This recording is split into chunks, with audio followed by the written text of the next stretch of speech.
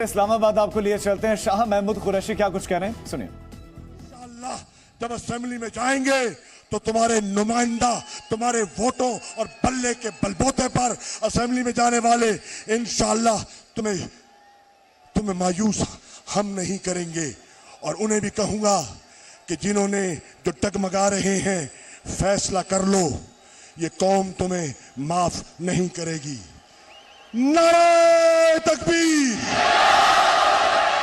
नारे रिसालत, नारे हैदरी, पाकिस्तान, इमरान खान।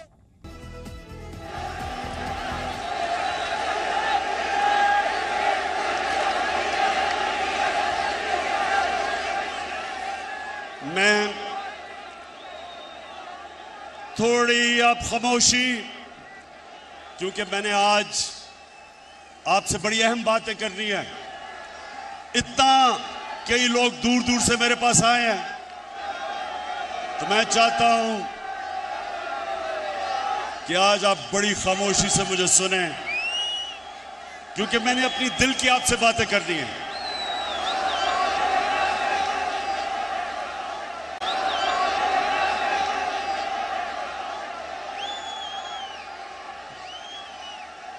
मेरे पाकिस्तानियों,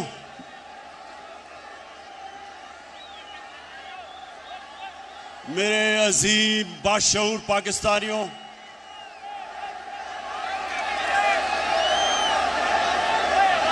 शुक्रिया, बहुत शुक्रिया। देखिए, मैंने आज आपको अमर बिन मारूफ, आ रही आवाज,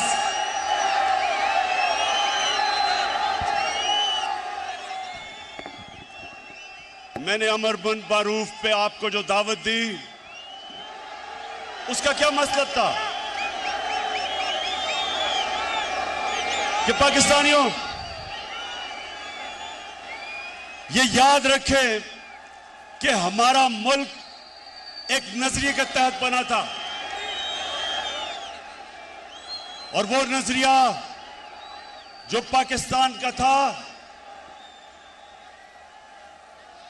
वो एक इस्लामी फलाई रियासत थी, जो कि मदीना के असूलों के ऊपर खड़ा करना था हमने। तो मेरे से लोग पूछते हैं, इमरान खान तुम दीन की इतनी बातें क्यों करते हो? मेरे से लोग पूछते हैं कि आप दीन को सियासत के लिए क्यों इस्तेमाल करते हैं? तो मैं आज आपको सबके सामने पहले ये जो मेरे दिल की बात है वो ये कि आज से 25 साल पहले जब मैंने अपनी जमात बनाई थी, तो मैं सिर्फ इसलिए सियासत में आया था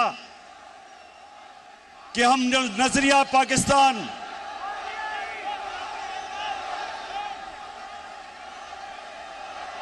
अच्छा मुझे आप पहले हाथ खड़ा करके बताएं कि आपको आवाज आ रही है?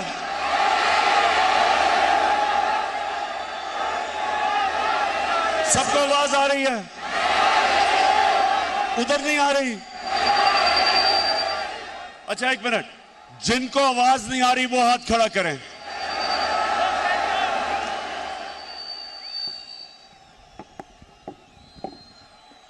फैसल, ये चेक करो इसका क्या मसला है, वहां नहीं आ रही आवाज उनको।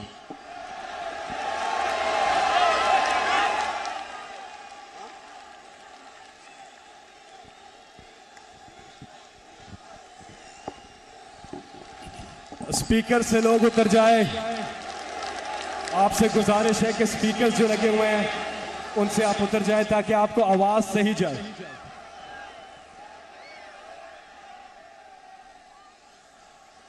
अच्छा आप चेक करो, आवाज आ रही है आपको? नहीं, जिधर आवाज नहीं आ रही उधर हाथ खड़ा करके बताएं। उधर नहीं आ रही?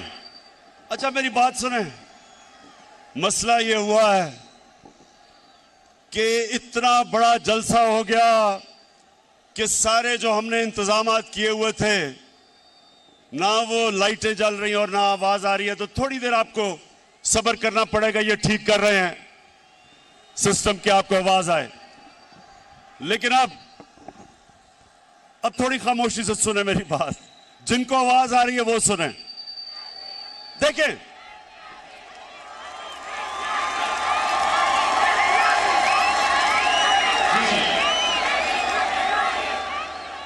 मेरे पाकिस्तानियों, जब मैंने सियासत शुरू की तो मेरा एक मकसद था कि मेरा मुल्क जिस नजरिए के तहत बना था, आ गई आवाज? हाथ खड़ा करके बताएं, आवाज आ गई है? नहीं तो तुमने इतनी मेरी अहम तकरीर आज मिस कर देनी थी। अच्छा सुने, मैंने बड़ी बातें आपसे करनी है और आखिर में जो मैं बात करूंगा वो सबसे अहम है। शाह महमूद कुरैशी ने जो बात की थी कि एक बाहर से मुदाखलत हो रही है पाकिस्तान में, उसके ऊपर मैं बाद में बात करूंगा। उससे पहले मेरे पाकिस्तानियों, मैं जो चीज आपने समझनी है कि जब तक हम अपने नजरिए पे नहीं खड़े होंगे पाकिस्तान कौम नहीं बनेंगे। हमें लोगों का हजूम होगा। कौम नजरिए पे बनती है और वो नजरिया क्या था? पाकिस्तान का नजरिया क्या है? कितने लोगों को पता है कि ये किस नजरिए के तहत बनी थी? मैं आपके सामने आज ये वाज़ेह करता हूं कि मुझे भी बड़ी देर तक पाकिस्तान का नजरिया नहीं पता था। मुझे पता कैसे चला? 18 साल की उम्र में बाहर गया, यूनिवर्सिटी बाहर पढ़ी, फिर मैं क्रिकेट खेलता था, आधा साल दुनिया में बाहर फिरता था। तो मैं जो पाकिस्तान के नजरिए पे आया हूं, मेरे पाकिस्तानियों, अपने जाती तजर्बे के ऊपर। और वो क्या था? जैसे जैसे मुझे दीन की समझ आनी शुरू हुई तो मुझे एक चीज मेरे ज़हन पे आई कि जो अल्लाह मुसलमानों को कहता है, जो हमारे नबी सल्लल्लाहु अलैहि वसल्लम ने मदीना का निजाम बनाया था, वो पाकिस्तान में तो नजर नहीं आ रहा, लेकिन वो मगरबी दुनिया में मुझे नजर आ रहा था। मुझे आहिस्ता आहिस्ता पता चला कि मोहम्मद अब्दू जो 100 साल से पहले यूरोप गए तो उन्होंने एक जुमला कहा। नौजवानों, उन्होंने जुमला ये कहा कि यूरोप में मुझे मुसलमान तो नहीं नजर आए, लेकिन बड़ा इस्लाम नजर आया। और वापस जब वो मिस्र गया तो कहता, यहां मुसलमान तो बड़े हैं लेकिन इस्लाम नहीं नजर आ रहा। तो मैंने अपने तजर्बे से जो मैंने मगरबी माशरे को समझा, तो मुझे पहली दफा समझ आया कि फलाई रियासत क्या होती है। पाकिस्तान में तो कोई फलाई रियासत नहीं थी। मैं जब पहली दफा बरतानिया गया तो पहली दफा मैंने समझा कि फलाई रियासत क्या है। बरतानिया में एक आम आदमी के लिए अस्पताल में मुफ्त इलाज, उसके बच्चे के लिए मुफ्त तालीम। वो बेरोजगार होता था तो हुकूमत पैसे देती थी, अनएम्प्लॉयमेंट बेनिफिट्स।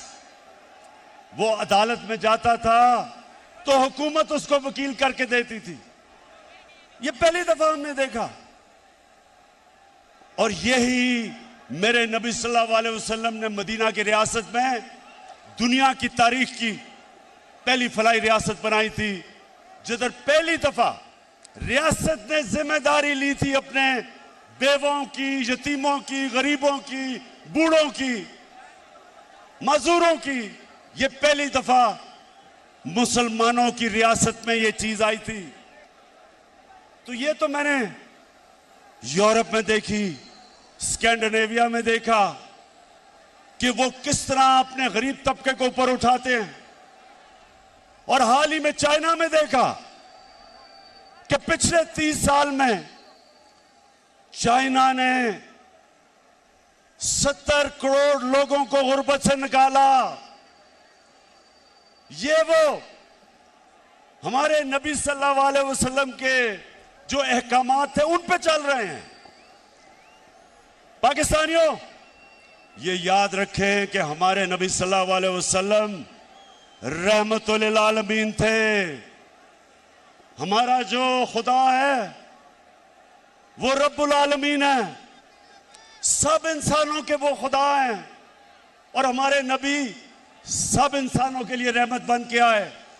इसका मतलब क्या कि जो भी इंसानी माशरा उनके अहकामात पे चलेगा, अल्लाह की बरकत आएगी। वहां उस माशरे पे अल्लाह की नेमतें आएंगी।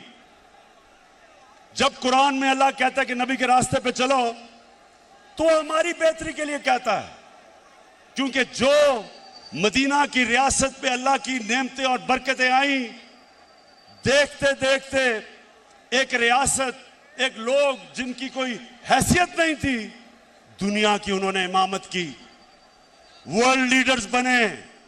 सदियों तक मुसलमानों ने दुनिया को लीडरशिप दी। तो वो क्या, जब आप नजरिया पाकिस्तान की बात करते हैं तो वो क्या चीजें हैं? सबसे पहले कि एक रियासत में रहम हो, एहसास हो अपने कमजोर तबके का, इंसानियत हो।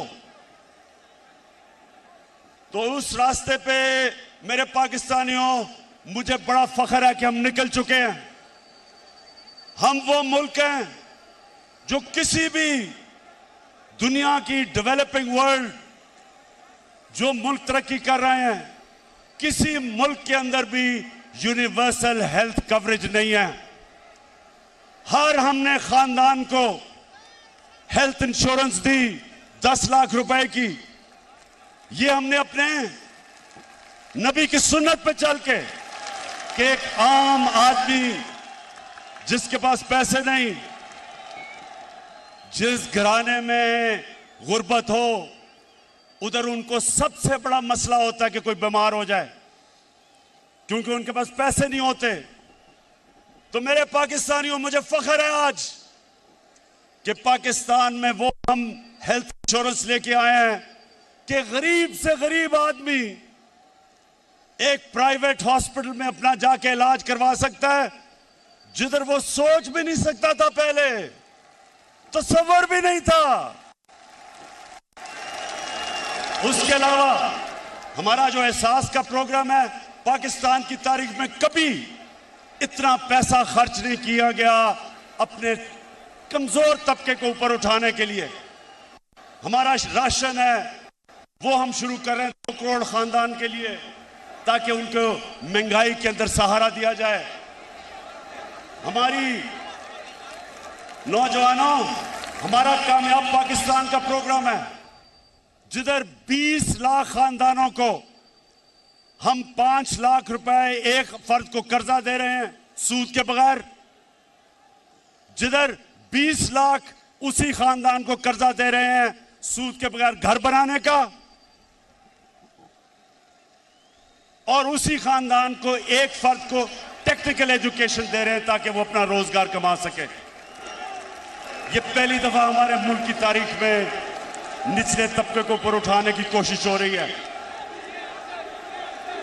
और जब मेरे नौजवानों, हमारे पास टैक्स पे पैसा आया, हमारा टैक्स बड़ा ब्लैकमेल करने की कोशिश है। जब मौका मिलता है हुकूमत को गिराने की सिर्फ एक वजह से कोशिश करते हैं कि जनाब हम कोई खास अल्लाह के मखलूक हैं, हम चोरी करें, डाका मारें, इनको कोई खास ऐसी मखलूक है कि इनको सब कुछ माफ हो जाना चाहिए। और जनरल मुशर्रफ ने जो इस कौम पे जुल्म किया, इनके प्रेशर में आके अपनी कुर्सी बचाने के लिए, अपनी गवर्नमेंट बचाने के लिए उसने इस मुल्क के ऊपर जो जुर्म किया, इन चोरों को एनआरओ दिया, उसकी वजह से लूट मार हुई 10 साल। आज जो हम बोझ उठा रहे हैं, हम जो इनके लिए हुए कर्जों की किस्तें अदा करने पे जो हम बोझ उठा रहे हैं, वो सिर्फ और सिर्फ इसलिए कि जनरल मुशर्रफ ने अपनी हुकूमत बचाने के लिए इनको एनआरओ दिया। तो ये तैयार हो जाए नौजवानों, इमरान खान जो मर्जी ये कर ले, हुकूमत जाती है जाए, जान जाती है जाए, कभी इनको माफ नहीं करूंगा। जाग उठा है सारा वतन साथियों, मुजाहिदों, जाग उठा है सारा वतन साथियों, मुजाहिदों। जी, अब जो हमारे नबी सल्लल्लाहु अलैहि वसल्लम ने मदीना की रियासत में कानून की बालादस्ती कायम की थी, सुनो मेरे नौजवानों, हजरत अली रज़ियल्लाहु ताला, उनका मुकाम किधर? उनका मुकाम हमारे दिलों में, हमारे दीन में, हमारी तारीख में। वो खलीफा वक्त होते हैं। और एक यहूदी के साथ केस लगता है अदालत में, हजरत अली रज़ियल्लाहु ताला अदालत में उस यहूदी के खिलाफ केस हार जाते हैं। खलीफा वक्त केस हारता है क्योंकि काजी उनके बेटे की गवाही नहीं मानता। अब इससे क्या चीज सामने आती है? सबसे पहले कि खलीफा वक्त भी कानून के ऊपर नहीं होता। मुसलमानों का जो इंसाफ का निजाम था, हमारे नबी सल्लल्लाहु अलैहि वसल्लम ने कहा मेरी बेटी भी जुर्म करेगी तो उसको सजा मिलेगी। और एक अकलियत, माइनॉरिटी, उसको भी बराबर का शहरी, वो बराबर का शहरी था और उसको बराबर का इंसाफ, कोई फर्क नहीं किया गया इंसानों के अंदर। ये था मुसलमानों का इंसाफ। आज आप सोचें, दुनिया के अमीर तरीन मुल्क, डेवलप्ड मुल्कों में, आज आप सोचें कि क्या आज के दिन क्या कोई बाहर से, वहां की कोई अकलियत हो, हमारी बाहर से लोग हों, क्या उनको उनके वजीर आजम के सामने इंसाफ मिल सकता है? नहीं मिल सकता। आज सोचें कि किसी तरह माइनॉरिटीज को दुनिया में चले जाएं, जो मुसलमानों के दौर में मदीना की रियासत में जो माइनॉरिटीज को प्रोटेक्शन थी, जो उनके हकूक थे, आज आपको डेवलप्ड वर्ल्ड में नहीं मिलते। तो इसका मतलब क्या है कि रहमतुल लिल आलमीन सब इंसानों के लिए रहमत बन के आए थे, इंसानियत को इकट्ठा करने आए थे, तकसीम नहीं करने आए थे, नफरतें नहीं पैदा करने आए थे। और इसलिए मैं पाकिस्तान को वो मुल्क समझता हूं कि हमने भी उधर पहुंचना है। हमारी अकलियतें बराबर के शहरी हैं, कानून के सामने वो बराबर हैं। हम वो मुल्क बनना चाहते हैं जो इंसानों को इकट्ठा करेगा। हम वो फॉरेन पॉलिसी लाना चाहते हैं जो किसी के साथ जंग में शरीक नहीं होगा, लेकिन अमन में हम सबको इकट्ठा करने के लिए तैयार हैं। हम वो, मेरे पाकिस्तानियों, हम वो पाकिस्तान बनाना चाहते हैं जिधर एक कमजोर से कमजोर आदमी को पूरी तरह हमारा इंसाफ का निजाम इंसाफ दे। और फिर ख्वातीन, हमारी यहां ख्वातीन बैठी हैं, आपको पता होना चाहिए कि आम लोगों में प्रोपेगेंडा होता है कि जी मुसलमानों के माशरे में औरतों को हकूक नहीं मिलते। मगरिब के अंदर औरतों को विरासत के अंदर हिस्सा 100 साल पहले मिलना शुरू हुआ, उससे पहले नहीं मिलता था। इस्लाम के अंदर कुरान और हमारी नबी सल्लल्लाहु अलैहि वसल्लम की सुन्नत 1500 साल पहले तकरीबन उन्होंने हमें, हमारी औरतों को हकूक दिए थे विरासत में। और मुझे अफसोस से कहना पड़ता है कि तकरीबन 70% औरतों को पाकिस्तान में विरासत में हकूक नहीं मिलते। इसलिए हम कानून लेके आए हैं, हमने अब कानून लेके आए हैं कि औरतों को रियासत उनकी विरासत के अंदर, उनकी इनहेरिटेंस के अंदर जबरदस्ती उनको पूरा उनका हक दिलवाएगी। गुलाम, जब नबी सल्लल्लाहु अलैहि वसल्लम ने मदीना की रियासत संभाली तो गुलामों के कोई हुकूक नहीं थे। उन्होंने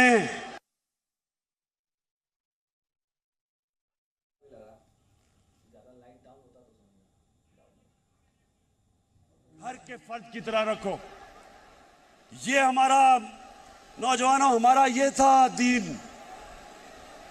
मुसलमानों के दौर में गुलाम बादशाह बन गए, हिंदुस्तान में गुलामों ने हुकूमत की, मिस्र में गुलामों ने हुकूमत की, क्योंकि नबी का फरमान था कि उनको एक घर के फर्द की तरह रखो।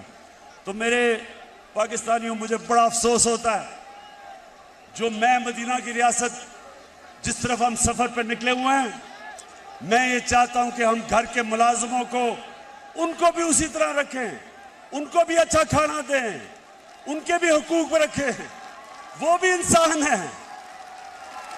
ये हमारी नबी की सुन्नत है। पाकिस्तानियों, सुनते जाओ, मैं आपको सफर बता रहा हूं कि आपका नजरिया क्या है, किस लिए यह मुल्क बना था, अल्लामा इकबाल की क्या ख्वाब थी, क्योंकि आज 200। तो आप सुन रहे थे इमरान खान को, जो हैं तो पाकिस्तान के वजीर आजम, पाकिस्तान के प्रधानमंत्री, लेकिन इस वक्त जिस तरह की तकरीर कर रहे हैं, जैसा भाषण दे रहे हैं, उससे ये आप अंदाजा लगा सकते हैं कि शायद इस वक्त मंच से मौलाना इमरान खान भाषण दे रहे हैं। इतनी बात उन्होंने की है जिसमें ज्यादातर वक्त उन्होंने दीन पर बात की है, मजहब पर बात की है, धर्म पर बात की है, पाकिस्तान का नजरिया क्या है, पाकिस्तान बना क्यों था, पाकिस्तान के अंदर क्या चल रहा है और क्या धर्म पर लोग चल रहे हैं कि नहीं चल रहे हैं, इस पर ही बात कर रहे हैं। विपक्ष के लोगों को निशाने पर भी बीच बीच में थोड़ा बहुत ले रहे हैं, लेकिन ज्यादातर धार्मिक स्पीच ही वो देने की कोशिश कर रहे हैं। क्या पाकिस्तान की जनता के दिल में धर्म की बात छेड़कर वो अपने लिए एक नई जगह बनाना चाहते हैं? हालांकि भीड़ बहुत है और इस भीड़ का क्या वाकई कोई मतलब है? क्योंकि विपक्ष के लोगों की भी, विपक्ष की तरफ से भी कल एक बड़ी रैली का आयोजन होगा। जिस तरह की रैली का आयोजन पाकिस्तान तहरीक इंसाफ की तरफ से हुआ है, इमरान खान की पार्टी की तरफ से हुआ है, कल विपक्ष के लोग भी इसी शक्ल में जुटेंगे और वहां भी इसी तरह की तकरीरें होंगी। तो क्या इमरान खान ऐसी बातें करके लोगों को उकसाकर कुछ नया प्लान करने वाले हैं, या आगे भाषण में कुछ और बड़ी बात कहेंगे, कोई राज खोलेंगे, जैसा कि शाह महमूद कुरैशी जो पाकिस्तान के विदेश मंत्री हैं वो बताने की कोशिश कर रहे थे? फिलहाल तो जितना रैली में अभी तक इमरान खान को सुना गया है वो दीन की बात कर रहे हैं, धर्म की बात कर रहे हैं, पाकिस्तान के नजरिए की बात कर रहे हैं और उस नजरिए की बात कर रहे हैं जिस आधार पर पाकिस्तान का निर्माण हुआ था, यानी कि धार्मिक आधार पर, इस्लाम के आधार पर, और उसी की बात अब तक के भाषण में इमरान खान ने ज्यादा कही है। बीच बीच में वो गरीबों की बात करने लगते हैं, भावुक हो जाते हैं। क्या वाकई वो ये मान रहे हैं कि उनकी कुर्सी जाने वाली है? Presenting B News app, available on Google Play and App Store. Download it now.